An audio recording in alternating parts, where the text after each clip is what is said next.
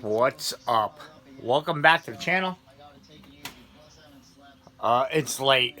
I had to work late tonight, so I just got home.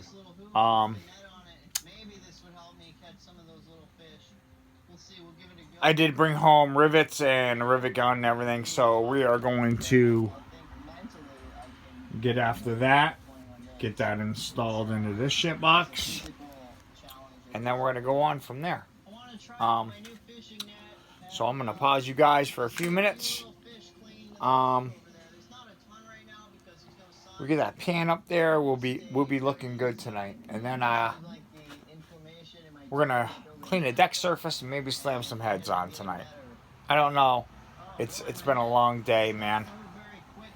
But I'm gonna try my hardest for you guys. All right. I'm tired, but I am gonna give you everything I got. So hold on. I'm gonna pause you. Okay. So. We're going under the car right now. I just wanted to show you guys what's going on under here.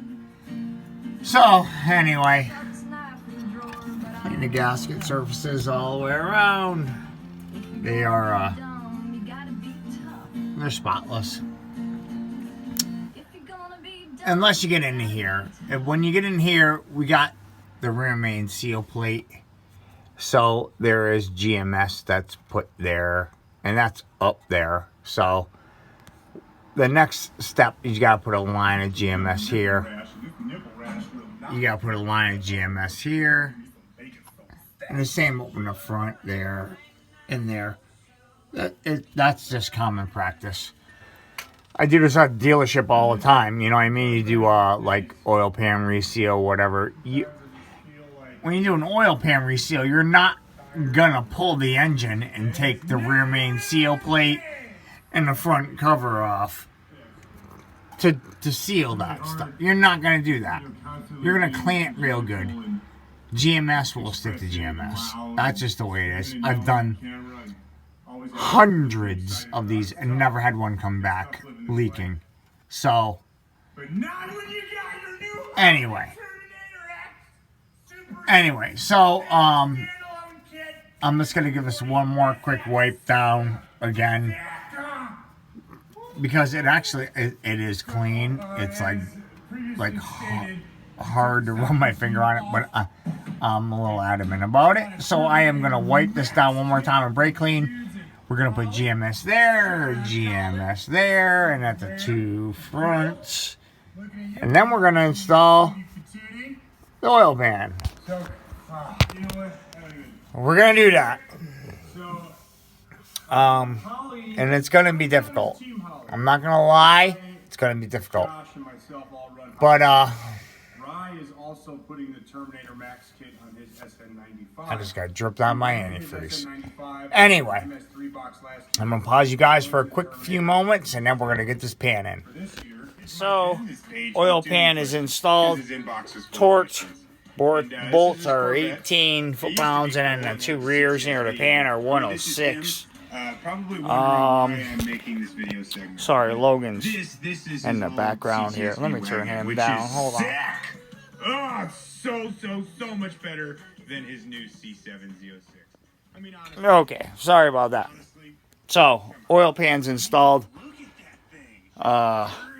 18 foot-pounds on 10 millimeter head bolts.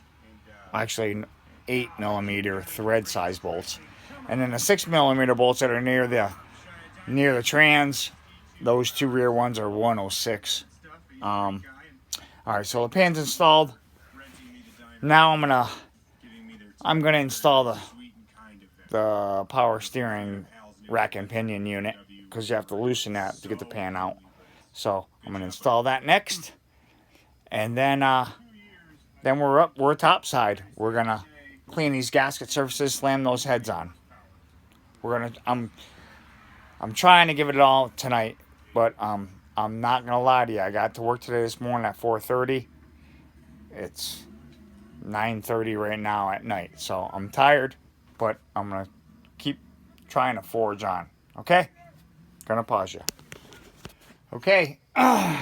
So let's recap. We got the pan installed. I got my oil pressure gauge line hooked up. I got my oil feed line for the turbo hooked up off the side of the pan. Pan is installed. I got the block surfaces clean. I got new head gaskets installed. The heads are just laying on there. I have to torque the head bolts, and that's what I'm about to do now. I just wanted to touch with you guys for just a quick second. Reason being, when I go to torque these down, right, I always go, like I said, I'm a GM technician, so I go to our service manual, and that gives us what we got to do, right? So that cylinder head is basically like this, right? So it's like, so that head is like that, right?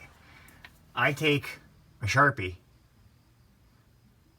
and then I just write down right on the surface here, 1, 2, 3, 4, 5, 6, what, you know, whatever the torque sequence is, I write it down right on the cylinder head with a Sharpie. And then when you're done, you could just take a rag with brake clean and wipe it off, or leave it there, whatever, it don't matter. And that's basically how you don't lose, you know, where you are. Somebody comes up to you, asks you a question or something, you're in the middle of it. I always count in my head where I am. Count from, you know, 1 to 10, or, you know, 1 to 15, whatever you're doing. Then that way you don't lose where you are. And it's just, you could just wipe it off with brake clean. That's just a quick trick. So I'm gonna pause you guys. I'm gonna get these heads torqued down. All right, hang with me. So heads are installed, torqued. I'll show you what I mean when I was telling you the last part. See, I write 1, 2, 3, 4, 5, 6. That's what I do. Basically, 11, 12, 13. That's what I do. That way, you don't get lost. You know what I mean? There's no shame in doing that. There's no shame. And then, all you do is you take a little brake clean, spray it. Whoa, greasy on me. You take it, you see, and it disappears. See that? See? It all disappears. Not that you're gonna see it up here anyway, because the valve cover is there. But it all disappears. You know what I mean? There's no shame in CYA. You know what CYA is? Cover your ass. So, anyway, enough with that. So, new head gaskets, heads are installed, new head bolts. Torqued, 22 all the way around, then 90, then 70 on your torque angle. 90 degrees and 70 degrees on your torque angle. Push rods and rockers are installed, 22 foot-pounds on your rocker bolts. Then we have to install valve covers, which they're over here. This is the normal one that goes on the passenger side. And this was the other one that was on the driver's side, but we are not using this driver's side because we're going with the evacuation system. So we're going with 2 right side. So I can put a breather here and a breather here, and we can evacuate all that crankcase ventilation, because that is going on. And when I put that intake on, there is no PCV system for that when you use that intake. So you have to use a different type of evacuation. So, no big deal. it's a good thing. It's a good thing. No, that means no oil in the combustion chambers. So I am waiting because before we had those heads that were square port. This intake is square port.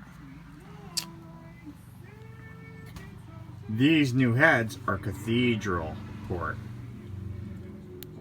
So what I did is I went on Dirty Dingo and I got adapter plates for, like, say if I was to put a LSA supercharger on here, they make adapter plates to go from cathedral port to square port. So a little pricey, $180 for the plates, but I'll see them in 3 or 4 days, and then we will bolt those on, put the adapter plates, that intake, and we're ready to roll. But to get it running, we're going old school, baby. I'm gonna grab the intake that I originally had on it with the 6-liter, the old truck intake, and we're slamming that on here. And yeah, and we're going with that. I'm a little weary on the injectors that I've been using. Those